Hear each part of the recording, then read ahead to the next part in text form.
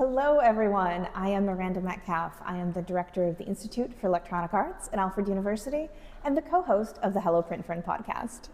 Hello Print Friend, my name is Ann Shafer and I am host of the other printmaking podcast, Platemark, and it's my pleasure to be here with Miranda. And so we are joining forces today to give you a little tour of this exhibition, Artwork, Women Printmakers and the WPA. And I'm really thrilled to have Ann here because she knows about this collection and we're gonna give you a little sneak peek of some of the gems. So Ann, given your history with this collection, would you tell us a little about the WPA in general? What was it and why did we get prints from it? It's a good question. It was a huge work project that was meant to employ Americans across the board of various artists, but also builders. That's when we built all those dams out west. It's when we built, all sorts of things. But in the art program, there were people hired to paint murals. There were people hired to paint paintings, sculptors, you name it. And then there was a whole group of people under this graphics administration that were creating prints. And there were some 11 to 12,000 unique designs of prints created by this cadre of artists.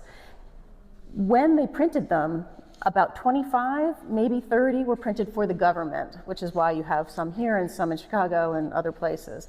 And then 3 were given to the artist to have. So when you find them on the market, it's usually those artist proofs that are available for purchase.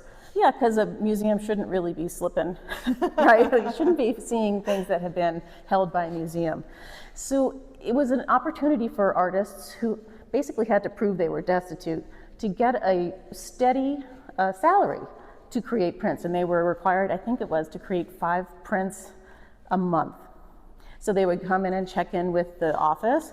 They would present their design for the print. It would have to be okayed. If it was too radical, maybe too leftist, maybe too, abstract. The whole point of it was to promote America and American life and American work.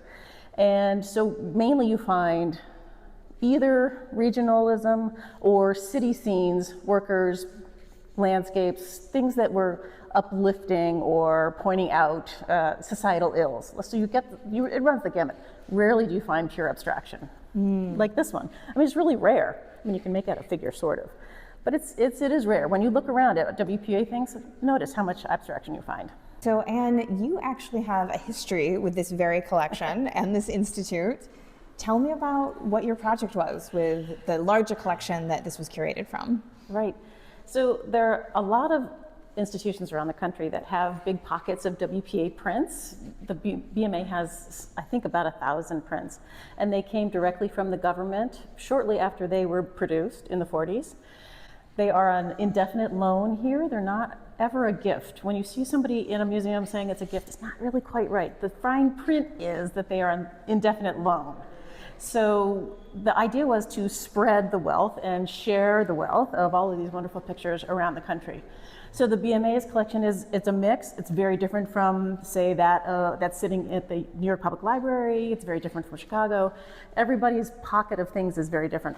BMA's collection, pretty well cataloged in the early 2000s. There was an exhibition here by Cindy Buckner, who put together a really wonderful show, but it was a very general look at the collection as a whole, and it didn't focus on anything specific like women or Black artists or anything specific subject-wise. So this one's really cool because it's focusing on female artists only, which is really fantastic. Yeah, I think that's one of the things that's really distinctive about WPA prints and something that when I'm out in the world, I think allows me to identify a WPA print is that they often have to do with labor, like the one we're standing in front of right now. It is true. I think a lot of the artists, because they were also amongst the poorest of the poor, having to have proven they were destitute in order to be a laborer under the WPA, many of them I think were left-leaning socialists. And so you do get a lot of imagery that focuses on labor, not only like miners and that kind of thing, but also in this case, which is really fascinating, child labor, which is something that was a big deal at that point. Like we're having organized labor getting its feet under them, standing together, and the Child Labor Act is about to hit the ground. I think it's 1938. It had just been voted in the Fair Standards Act. So there's a lot of push to visually convey that these are issues that we as a society have to grapple with. And I think for a lot of people, having it presented to them visually in an intriguing way, but not a really graphic and horrible way, makes it easier. And so you look at this and you've got this black child here in a field harvesting, I think, a cabbage, maybe cotton, and then some kids sewing in a factory. So it's, I think that you're right. It is an identifier of them. And for me, it's the best part of them. This show is about women artists working for the WPA. And it seems that if you are a female artist, let's say in New York, if you also had a husband or a partner who was a WPA wannabe, that the male of the household would get priority in hiring. So when you see that women are there, they probably represent less than 25% of the artists as the whole. No surprise, right? Sad but true. But when they do get to those jobs and they start making these images, I think that they bring something a little bit different to them, like the one we looked at about the child labor. I feel like there is this certain something extra that comes when you're a female artist. And in this one, this is such a wacky brand. This is Jean Holmes, and it's an image of talking about labor, having a child in a hospital. And you see she's down here on this bed and she's having this kind of otherworldly experience. They claim in the label about being put under with anesthesia, because at that point there was no natural labor, you were always put under, right? Twilight sleep. Twilight sleep, right? So this is her dream of twilight sleep.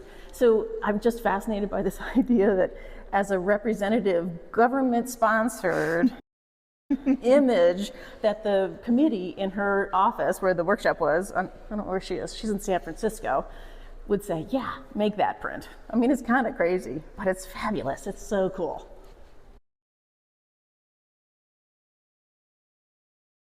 So of course these are artistic objects, but they also have historical significance to them.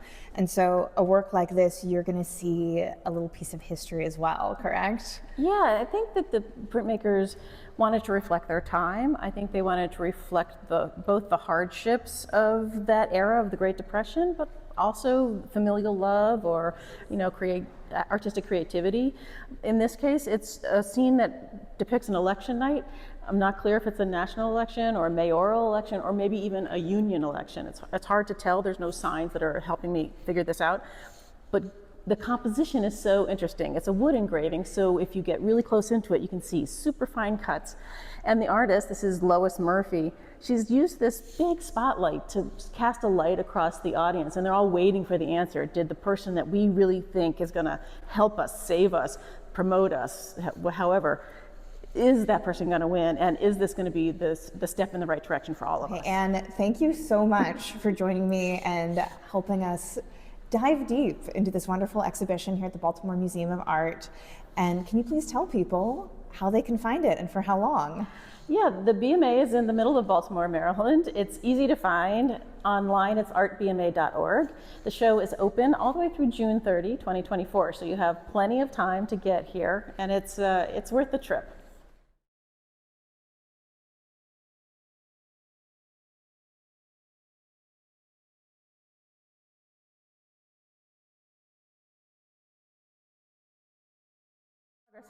The Works Progress Administration was under the umbrella of the Federal Art Project. No, the Federal Art Project was under the WPA. No.